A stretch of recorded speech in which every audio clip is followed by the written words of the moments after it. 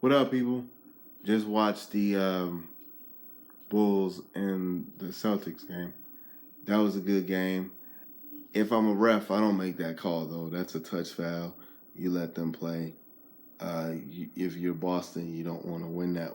You don't want to lose that game. But as a Bulls fan, we'll take it, though. We'll definitely take it. So that was a good game. The Bulls look so much better running. If I'm the coaching staff, that's what you want to do. But with the Bulls and with Wade and Rondo, not Wade and Rondo, with Wade and Butler, and Wade didn't play today. But usually it's a 2-man game with them, and it's everybody else. Whereas with Rondo running that second unit especially, it seems like they're running the stuff that Fred wants to do. Fred wants to get out and run, and when they run and when they're engaged, when everybody's engaged offensively, the Bulls actually look real competitive. Bobby Portis had a good game. Portis had a good game. Rondo read that second unit really well. Butler had 29 points. Isaiah Thomas for Boston had 29 points. It was a really, really good game. They handled Butler and Isaiah Thomas they guarded each other. Butler kind of slowed Isaiah Thomas down, and they were able to keep it close, and they were able to win that game. The Bulls were. I actually want to talk about something that kind of like something that was brought up in the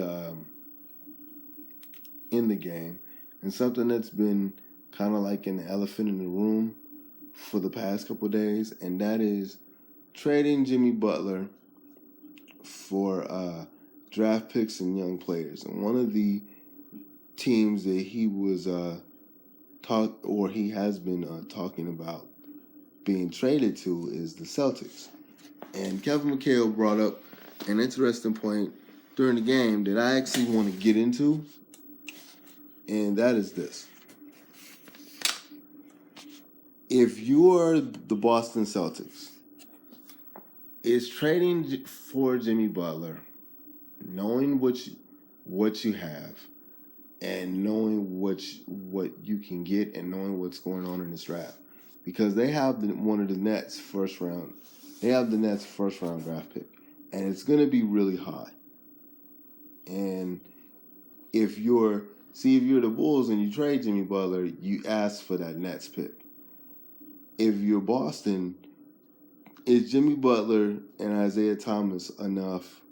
I know Kevin Love's hurt, and I know everybody's kind of like the thought process, because as I'm listening to Chicago Sports Radio, and I'm a day behind or so with sports radio. I was actually listening to like a lot of the Tuesday shows of one of the shows that I listen to, and I'll get into that in a second. And the thought process is,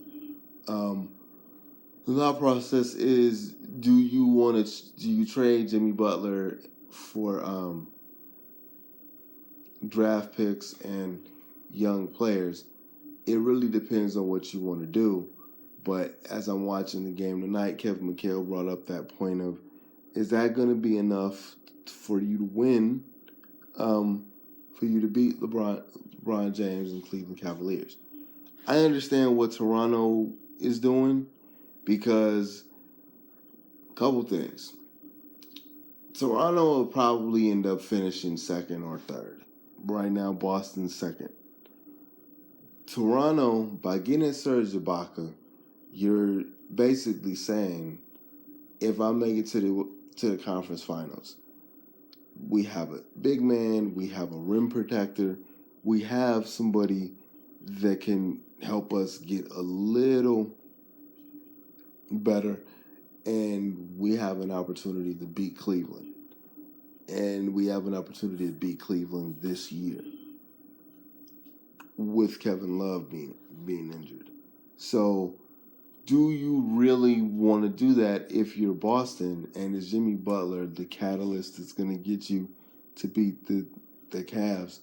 I don't think Jimmy Butler and Isaiah Thomas, if you team them up together for the Celtics, I don't think that's enough for you to beat the Cavaliers. I honestly don't think Serge Ibaka is going to be enough to beat the Cavaliers with how they're presently constructed. But at least they have a better shot.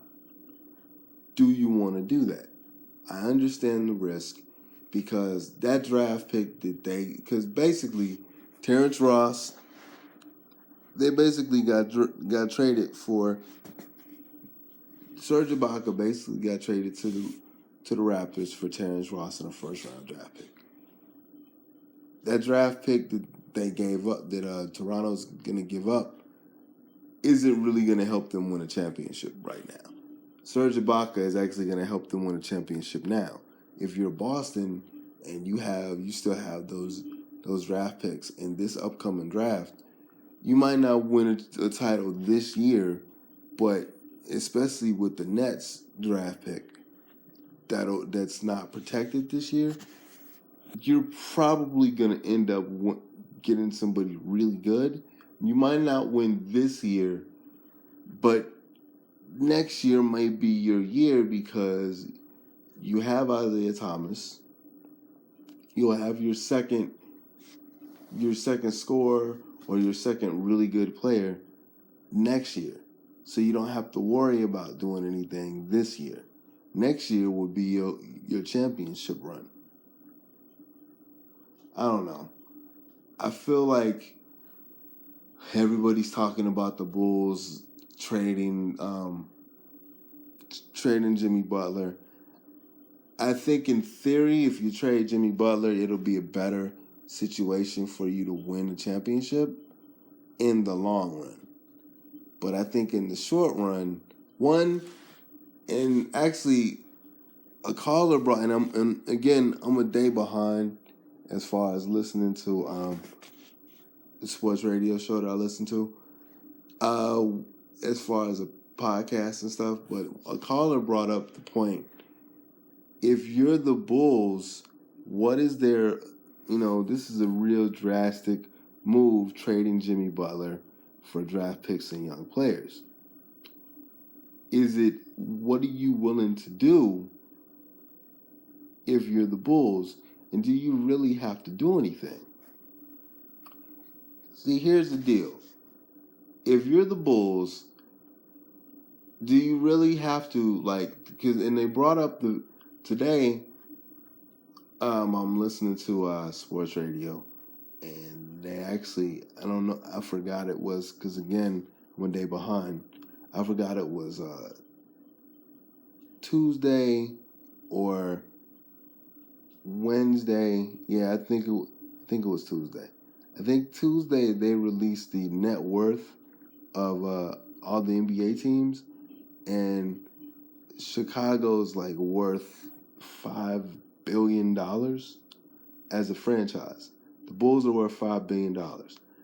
If you're worth $5 billion and you're the Bulls, and we've already, as I've mentioned in, the NBA shows I've done in the past, the management of the Bulls has been, let's stay competitive. One of the reasons why they didn't pull the trigger on Jimmy Butler not last year, but this past summer, because Boston had a good deal for Jimmy Butler then. So did Minnesota. Minnesota offered them the fifth round, the fifth overall pick in the draft, which they drafted Chris Dunn to get with that pick. They didn't want to make that trade back then. They didn't want to make that Boston trade. Jimmy Butler, people were trying to get Jimmy Butler, and they didn't want to trade him. Okay, the D-Wade thing kind of fell in his lap. in their lap. The Rondo thing, I get why a lot of people are like Rondo doesn't fit the system. Well, I think he does, because if you're trying to get a true point guard to run a fast pass first system, then Rondo, because Rondo's not a scorer. So if you tell Rondo, which is actually being proven in is actually being proven in the second unit, that Rondo actually runs their stuff. So it's all three of them, where it's Wade, Rondo, and Butler playing together, doesn't run their stuff. So if they really didn't want to trade Butler last summer, and you had really, really good opportunities to do so, and the entire point was, let's stay competitive. Let's not really try to be young. Let's not really try to go young and athletic. I know that's what they told people when they traded Rose. But here's the thing with Rose. Rose was never going to stay a Bull. Rose was going to leave anyway. Noah was injured. That wasn't going to... These people were not going to stay anyway. So the idea that you're trading Derrick Rose, who wasn't going to stay, and you're trading Joakim Noah, who wanted to get another deal and it wasn't going to stay. That was actually a good situation. Butler just signed his deal. Okay, with Butler, and then with Rondo and with Wade falling in their lap, they're not going to go and not be competitive to try to get draft picks. They're going to go, they're going to try to be competitive, they're going to try to make the playoffs. I had the Bulls, based on the first couple weeks of the season, I had the Bulls, and I had the Bulls in the preview show that I did. Check that out on my channel. On paper, they should be in the conference finals. Now, I was totally wrong in that. Now they'll be good. I'll be lucky if they make it in the playoffs. But if they make it to the playoffs, you never know. But if you're the Bulls and you're worth $5 billion and your goal is to stay competitive and make the playoffs and have a good, experience, do you really want to make a major trade like that? Because if you make a major trade like that, you get a draft pick from Boston, you get young players, you presumably tank the season, you get another draft pick because you tanked the season and you get yours. So you get 2 draft picks. In this draft, you can find some really, really good players on this draft that'll probably have a very, very nice background, very, very nice foundation, rather, to get you close to a championship. But if you're worth $5 billion, if you're in the Eastern Conference Finals, where all you really have to do is be competitive and make the playoffs, outside of Cleveland, it's Cleveland and it's everybody else. Like, do we know that Toronto's going to be a mainstay in the future? Do we know if Boston's going to be a mainstay in the future? There are other teams like Milwaukee, Philly, Washington came out of nowhere. I didn't expect Washington to be as good as they are now. Washington came out of nowhere. So who's going to be, other than Cleveland, who's going to be that team that you really have to worry about? And LeBron James is in his 30s. So if you're competitive and you stay competitive, what's the point of making a major, major deal that's going to set you back in a year when you can just be competitive and see what happens? I don't know. I just feel like the Jimmy Butler talk is good sports radio talk, but it's much to do about nothing because there's no point. If that happens, I thought Jimmy Butler would have been gone to Minnesota. I honestly did. But when they decided not to do that, it's like, okay, You've made a decision that you want to be competitive. When they got, Jimmy Butler, Dwayne Wade, and Rondo, the first thing I said was, I don't understand how is this going to get you to beat Cleveland? The goal is to beat Cleveland. If you don't beat Cleveland, there's no point. If you are the Bulls really going to trade Jimmy Butler, and I'm not saying Jimmy Butler is going to lead you to a championship.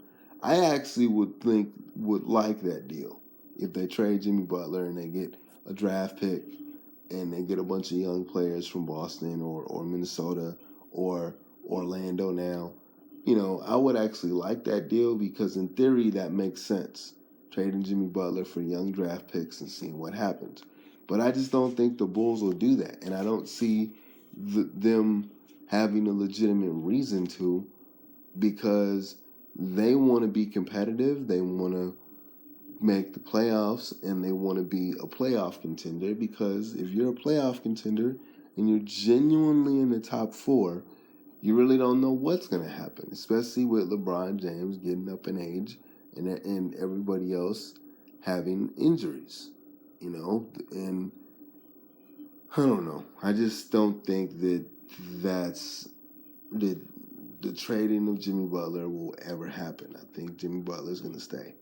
Now, if I'm wrong, because I've been wrong a lot this season, if I'm wrong, then we'll go from there. But I don't know. I just don't see the incentive from an organizational standpoint to trade him, because they don't want to be. They don't want to tank the season. They don't want to tank the season. They don't want to missing out on that playoff money. So, but anyway, people, it's 17 minutes now. I will definitely end it here and see what happens.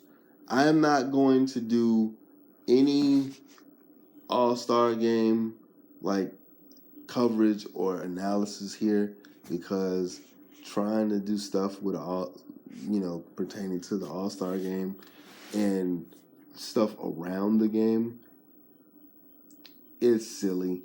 So I'm not going to take a day off of vlogging or whatever.